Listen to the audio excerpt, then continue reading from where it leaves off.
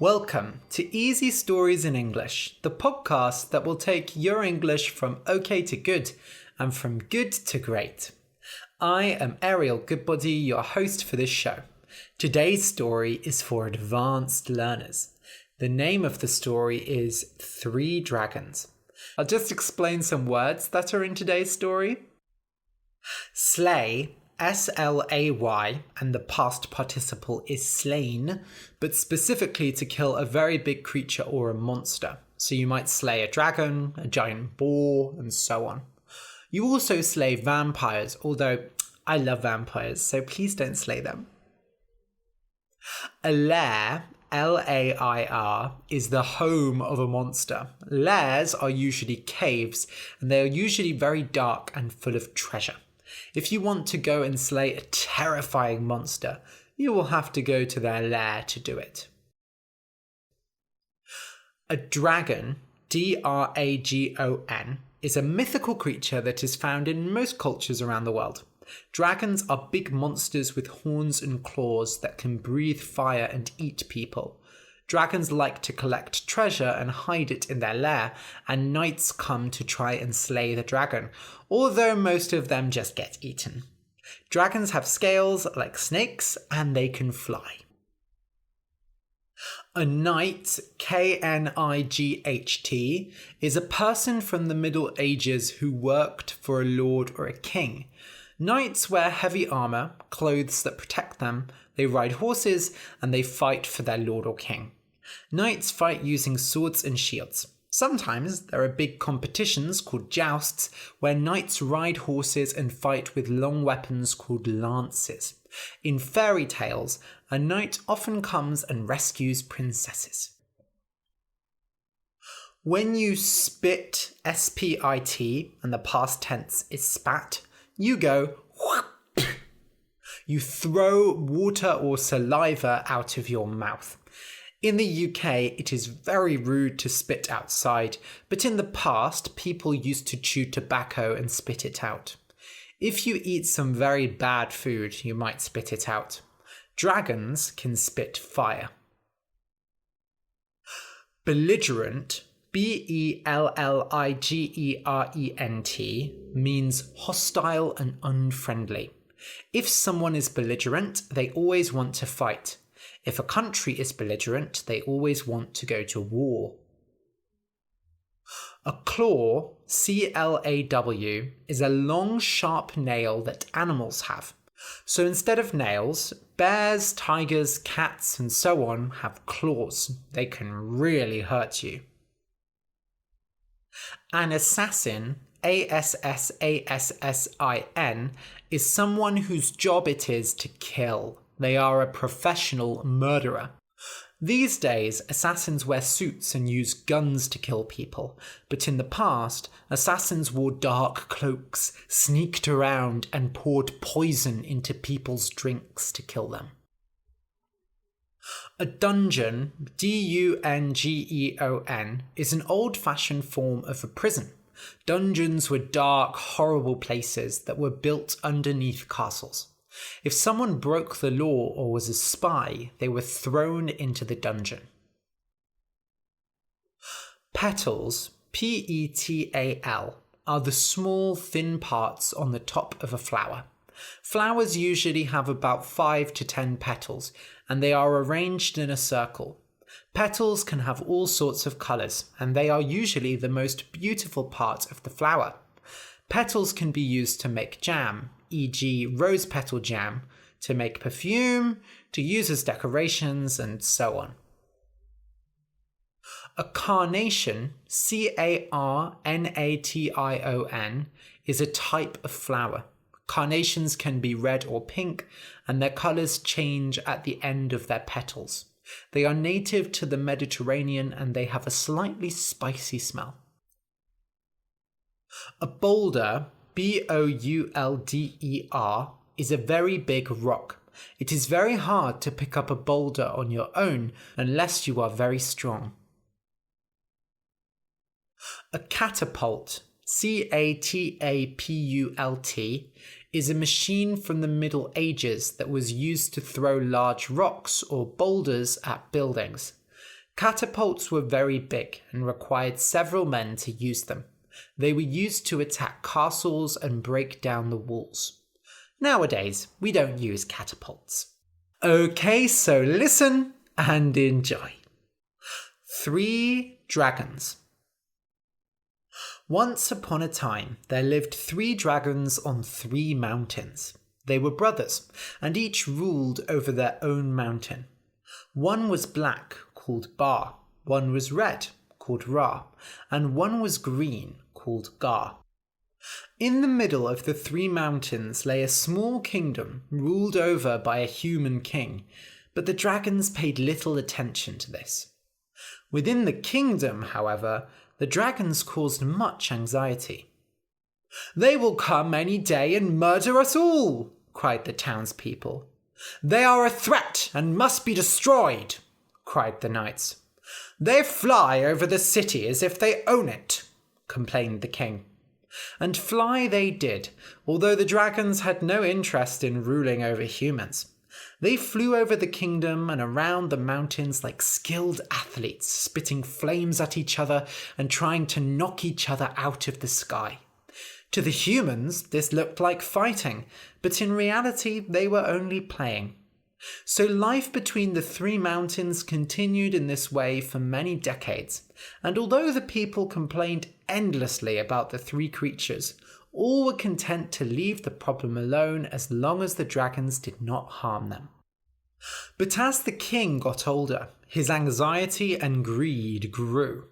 He wished to rule over the kingdom with an iron hand, and the terrifying creatures represented a threat to his authority. But as much as he campaigned to send an army out to each peak, the soldiers and knights of his kingdom refused, coming up with various excuses to leave the situation alone. So when a wandering knight came from far away with a proposal to slay the dragons, the king listened. "I have climbed into their lairs and listened to their whisperings, my king," said the knight. "The red dragon, Ra, is belligerent, but ultimately foolish. The green dragon, Gar, has an iron will, but uses it for peace. And the black dragon, Bar, is weak-hearted and artistic." "Peace," said the king. "I am sure that is just a lie. All monsters' true natures come out eventually. Excellent work. And you wish to slay them all?" The knight smiled. "For the right price, of course." "Very well, but let's be patient. You will go out and slay just one of them first. Then we will discuss the rest." "I would not advise that, my king," said the knight. "It would be much safer to kill them all in one go." Said the king. "I am the one who makes the orders around here, and I do not know if I can trust you yet. I think Bar would be the best to start with. If, as you say, he is weak-hearted, then you should have no difficulty in defeating him. Bring me his head as proof." The knight lowered his head. "Of course, my king. I will bring glory to your kingdom." So in the dead of the night climbed the mountain and entered Bar's lair. While the dragon slept, dreaming of paintings and sculptures, the knight poured a poison into his nose. The dragon's breathing went deeper and deeper until it finally stopped, and the knight began the difficult task of cutting off the dragon's head. When the king saw the head, he was thrilled. He placed it on the outside of the castle and loudly declared to the people that the threat of the dragons was coming to an end. The townspeople were not happy, though, as now the dragons threatened them even more. Surely they would come for revenge. But the king waved away their concerns, saying that their little problem would be dealt with soon enough. Unfortunately for the king, the dragons acted faster. Furious at his brother's death, Ra the belligerent dragon swept over the kingdom and roared into the sky. "Who is responsible for this?" Then he saw the king down below, standing proudly by Bar's head. Without hesitating, the dragon dived down and grabbed the head in his claws before raining fire on the castle. "Help! Help!" cried the king. The knights and servants ran screaming out of the castle, all courage gone, as Ra flew down again and tore apart the stone with his claws. Within minutes, the entire castle had been reduced to a flaming mess. "You're lucky I don't kill you all!"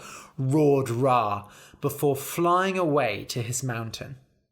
Once the remains of the castle had been cleared and the panic had died down, the king spoke with his men. "You see, they are a threat that we should have gotten rid of long ago." "My king, I have a different perspective," said his advisor. "I must say I was very surprised that you did not ask for my advice when planning this action. I could have saved us all from disaster. But anyway, do you not think this was planned by our enemies? This strange knight appeared from nowhere and offered shining dreams of peace. And what has he brought us? Death and destruction. He must be imprisoned at once." "Perhaps you are right," said the king. Having seen the dragon in action, he felt far less confident about killing the remaining two now. "He is an assassin, and he could kill any one of us. Guards, seize him!" The foreign knight, who had been drinking himself blind at one of the expensive drinking houses in the city, was dragged out by his neck, insulted by the people, and locked up in the deepest, darkest dungeon of the castle. "Hey, you can't leave me here," said the knight. "I told you, it would have been safer to kill them all at once." "Quiet, spy," hissed the king. "You should consider yourself lucky that I am letting you live." But the king wished to take no risks, so when nobody else was looking, he stole the poison the knight had used to kill the dragon. The assassin's imprisonment calmed the people, who were always eager to blame enemies from abroad, and when Ra did not show up for a week, they assumed they were safe again. That was until one day an unexpected visitor showed up outside the city gates. Gar, his scales shining green like morning grass, stood outside the city, a piece of white cloth hanging from his mouth. His eyes were red from the tears of his brother, but he did not look angry like Ra. People were throwing rocks and spitting at him, but he ignored them completely. "What does that dragon want?" said the king. "It appears he wishes to make peace with us," said the king's advisor. "He has an offer." "An offer," mumbled the king. "Damn, I hate negotiations. But fine, bring him in. Perhaps we can get him to turn against his brother." But what Gar sought was not war, but to help. "I feel so bad for what my brother did. We do not know what killed Bar, but I cannot imagine that it was anyone from your kingdom. For decades we have lived in peace. No, someone must have come from outside to kill him, although I do not know why." The king and his men kept entirely silent on the matter of Bar's death. "I want to show how sorry I am for Ra's actions. I will help you rebuild the castle. I can bring in strong stone from far away that will resist even the hottest dragon's fire.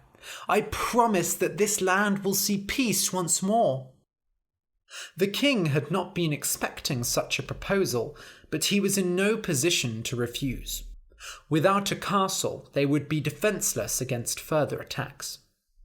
"We accept your kind offer," said the king.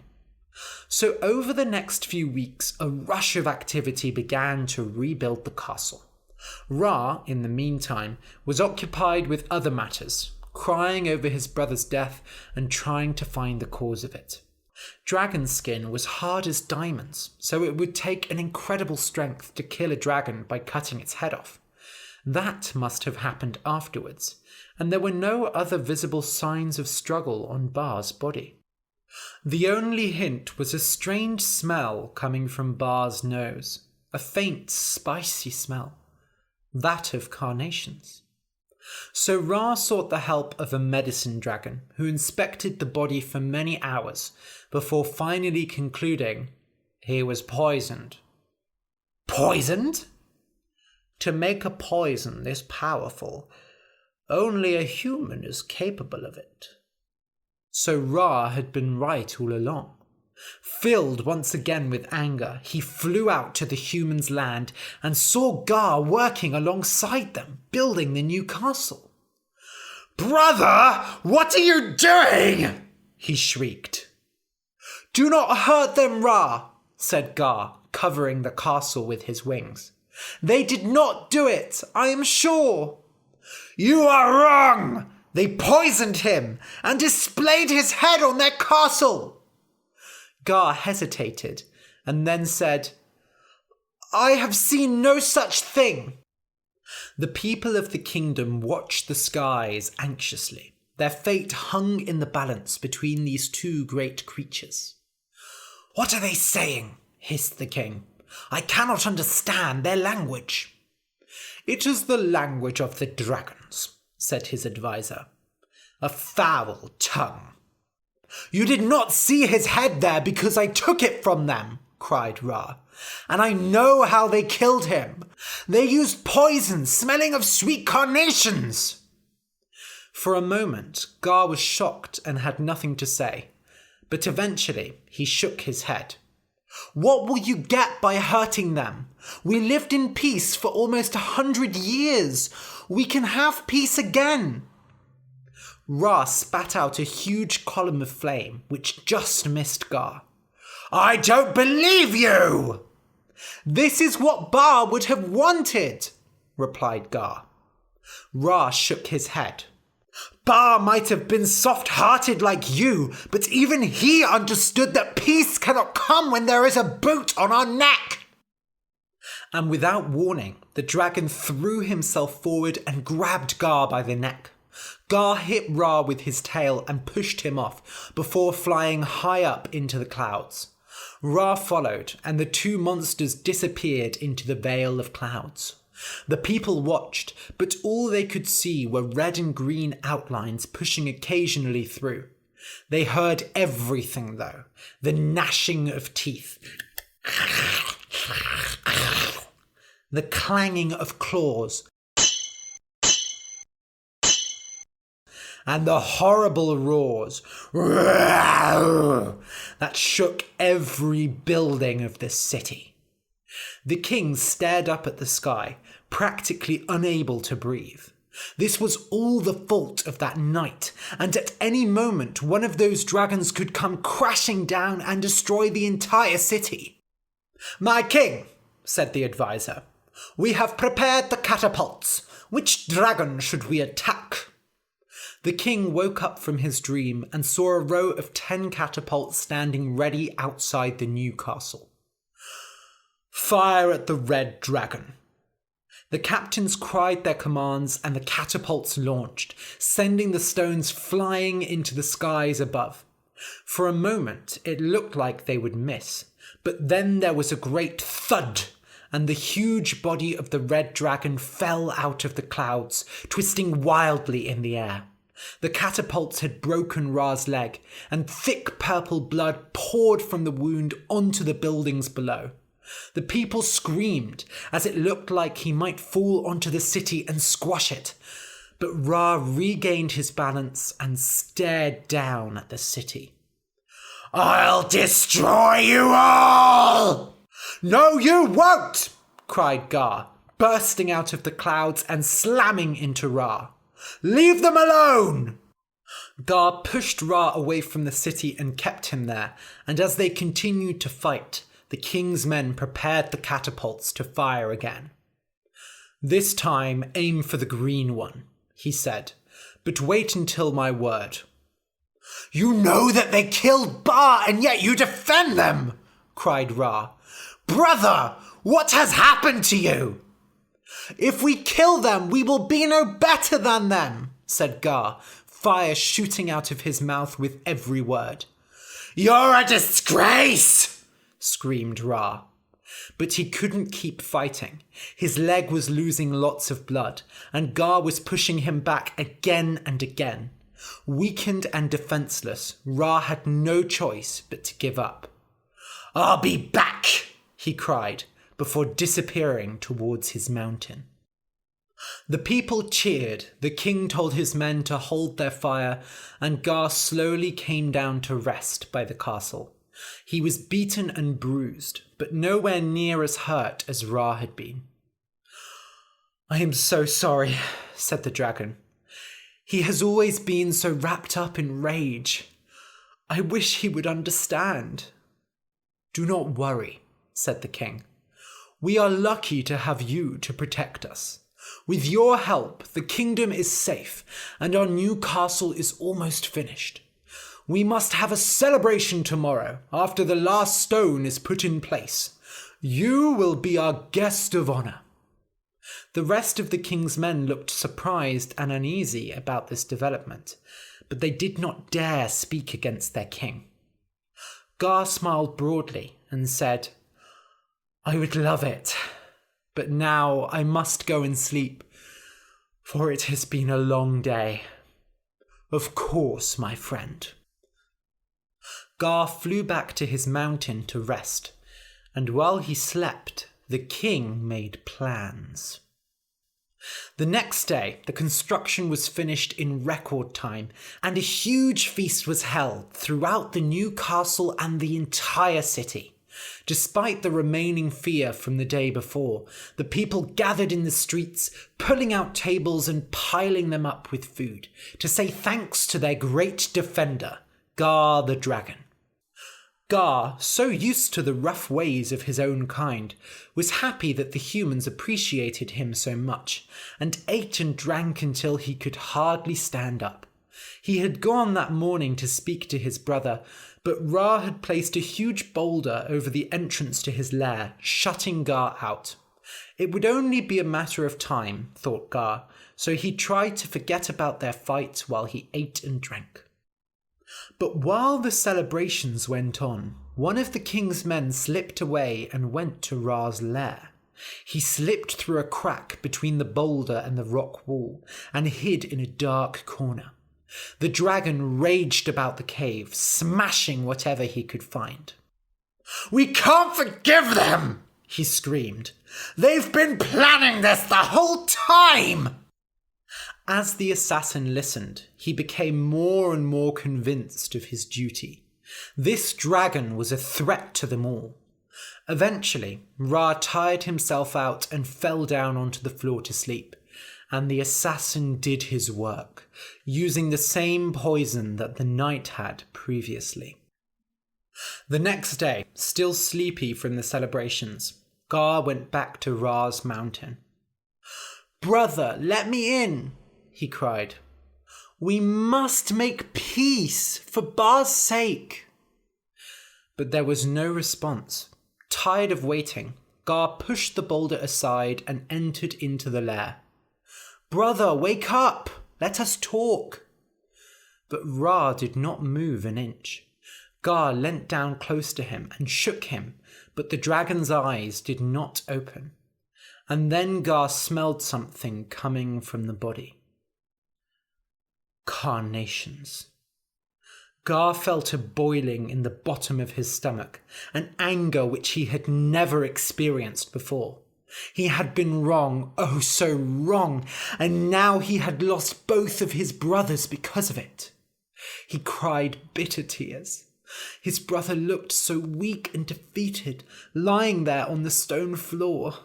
They had left his head in place, but what good was that?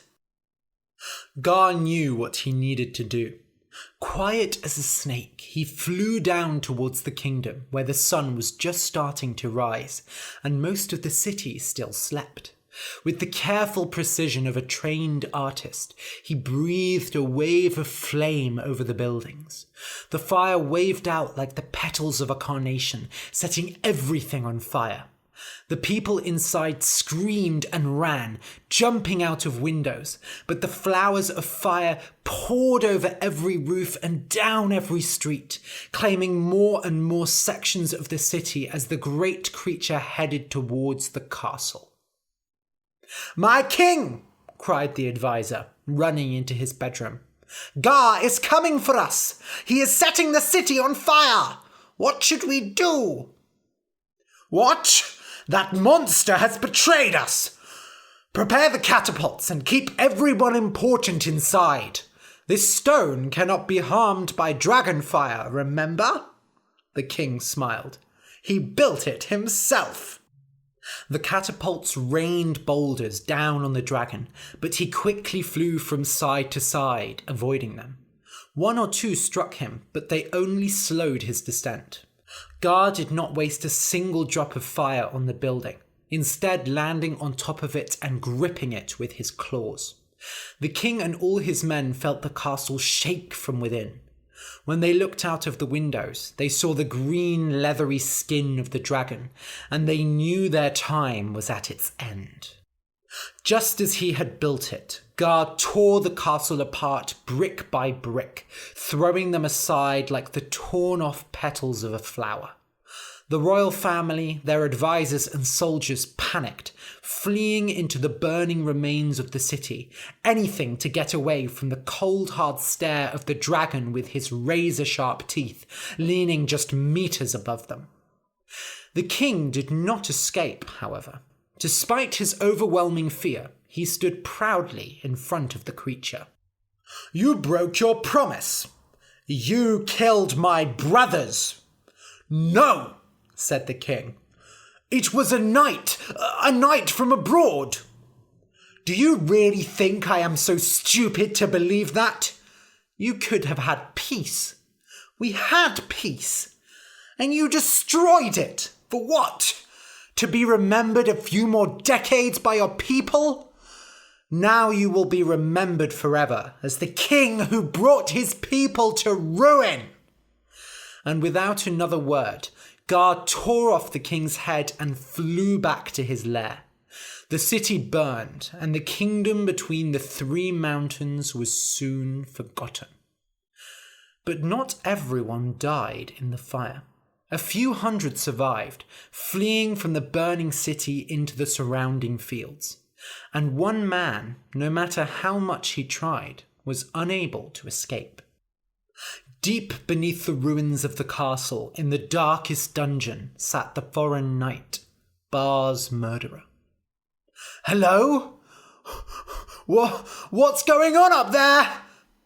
The fireproof stones prevented the flames from coming down and killing him, but foul smoke filled the darkness. He felt like death himself was coming to take his breath away. But the knight was denied such a kind fate. The smoke did not kill him, and although he screamed and shouted, nobody came to help. He was truly alone, and he died alone, just as the two slain dragons had. For glory comes with a high price. The end.